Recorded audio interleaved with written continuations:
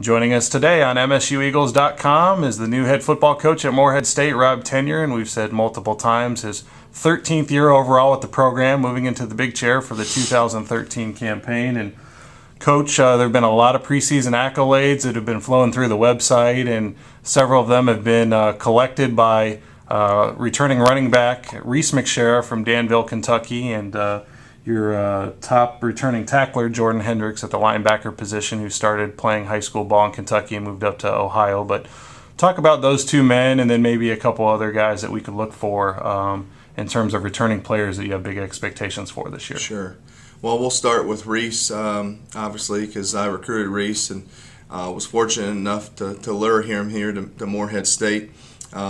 He's a young man that rushed for over 3,000 yards and 50 touchdowns his senior year. And amazing. He's just a really perfect fit for what we do in this spread tempo style offense. And he's just really good in between the tackles. He finds seams and has great balance. And so we're fortunate to have him back, and we're looking for a big year. He's been here all summer, training hard, working hard. And I feel that he's even after spring practice that he increased his strength and his explosion from the year before. So I'm excited to see him during camp. A couple other guys on the offensive side of the ball is our offensive line, Kelvin Harrington, our left guard. Has been here all summer, working out with the strength coach and our other guys, and Josh Bruner, our left tackle, Alex Hay, our right tackle. I'm excited about them guys because they've been here, they're committed, they've bought into it. And so they're excited, I think, to get going. And then we got some other positions like Brandon Bornhauser, our slot, and Cyrus Strom, who's a threat in special teams and at the skill position. And then Kataro Lewis, who we moved from slot back out to receiver in the spring. And looking for him to take the next step.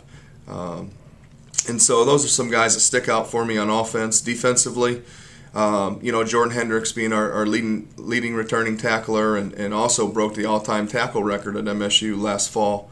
I hope to have even a better year from him, just from the point I think we've gotten better up front at the defensive line.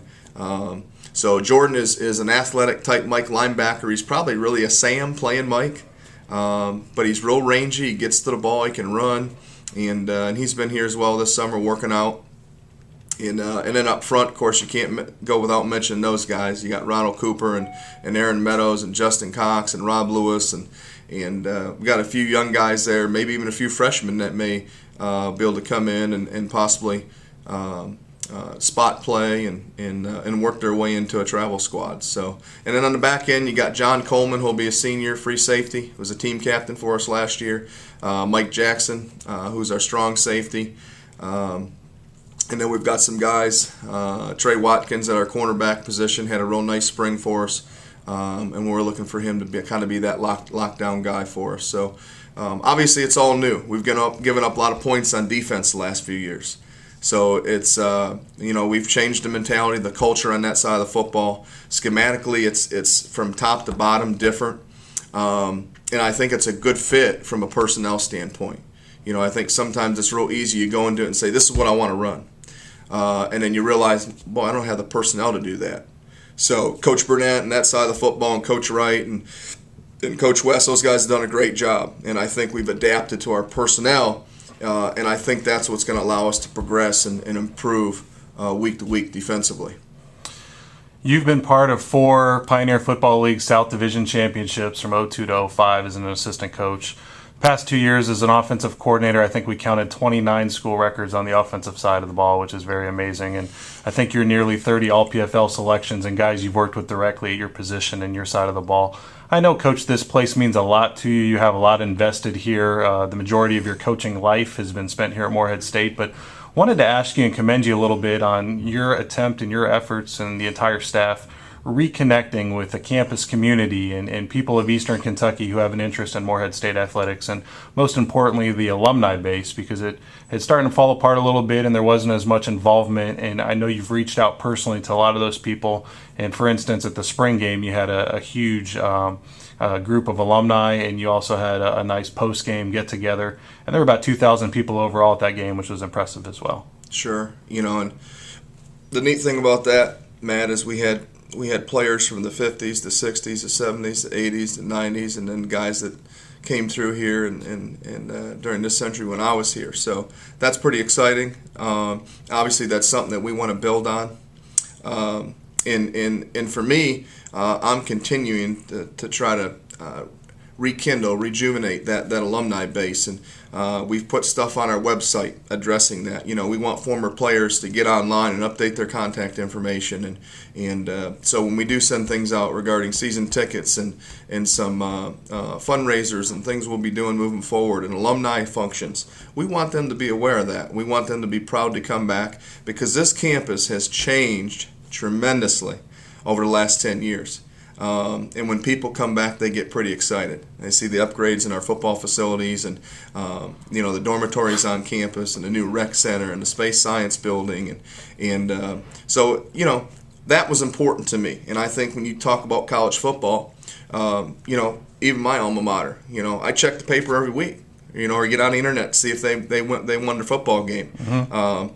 And so I want our guys leaving here with a great experience, and being excited about coming back after graduation, and then when they get to the point where they're able to give back financially and support us in other ways, we like for that to happen as well. And so for me, this is just kind of the beginning, and we want to continue to build on that and bring our alumni back into the picture. And we want to provide something here from a football standpoint that they get excited about each year, and they're proud to say that, hey, I played football at Morehead State. The full schedule this year is on MSUEagles.com. There are 12 games on the slate, and 7 of those are at home, which I know is very exciting. Let's first touch on the non-conference games, and 2 that I wanted to single out. Your team will travel to Youngstown, Ohio to face the Youngstown State Penguins. That'll be a big game, and a team that historically has done well at the FCS level. Sure. And then you've got a huge home game with Eastern Kentucky, and I know you take them week by week and you want to win them all, but at least from a fan's perspective, those are 2 to keep track of. And I know when the Colonels come here, it'll be a big-time atmosphere, and hopefully an Eagles win. Well, I think, when you look at our schedule, obviously it's the exciting part to our schedule is we have 7 home games, and also to host Eastern Kentucky for the first time, I believe, since maybe '96. You'd know better. Was that? I think you're right. Last year? It's been quite a while. And obviously we start out, with Pikeville at home, and then we have to travel to Youngstown State. And when you hear Youngstown State, you automatically think, FCS, traditional powerhouse football. And that's a football factory up there. So it's going to be an enlightening environment for our players. It'll be something that a lot of them will have experience for the first time. There'll be 20,000 people there probably, if I had to guesstimate. And so that's exciting, to get to go and play in that environment.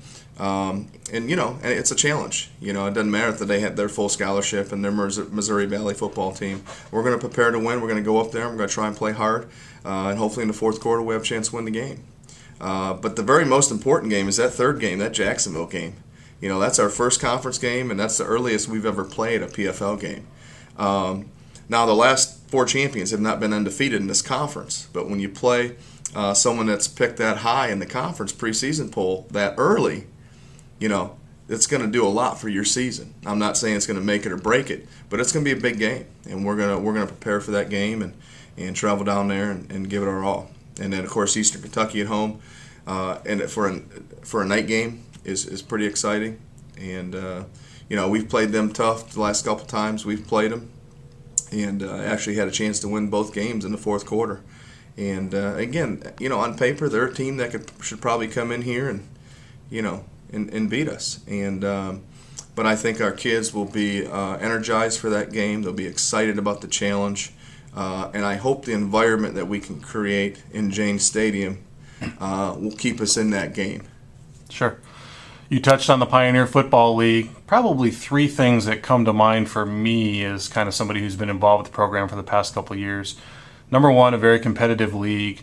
Number 2, going into this season, it appears to be a pretty wide open race. And you mentioned on a recent teleconference with the media how there's been a lot of different champions here in the last 4 or 5 years.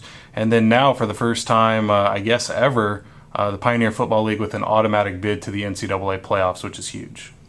Yeah, I think, and I've used this term a lot, but I really think it's already started and will, moving forward, change the landscape of our conference. This is a legitimate opportunity for all the schools in the Pioneer Football League. And if you're fortunate enough to go and play on a national stage, it's going to do tremendous things for your program. And obviously, there's a lot of new for us right now. We've been through a large transition. And our coaches, I feel, have done a great job inspiring our players and getting them to buy in and create a new culture here. And we really hope that we can kind of take this thing to the next level a lot sooner than folks anticipate. Will that happen? I don't know, but we're going to try and we're going to work towards that. And the automatic bid has changed, obviously, the recruiting process. We've benefited from that. I feel that we were able to recruit players this year that we weren't able to recruit in the past. And so I think that's exciting as well. And as they say, winning cures all. So if you want to get better players, if you want to compete for championships, if you want to be a consistent winner, you've got to find good players. Or you have to find young men that are willing to come in here and work their tail off and be a product of the system, and end up having, being that program type guy for you, and working hard and believing in what you do. And so we'll take a little bit of both of those, and we'll go to work with a smile on our face. That's the new head football coach in Morehead State, his 13th season overall with the Eagles, Rob Tenyer. And Coach, thanks for your time today. Thank you.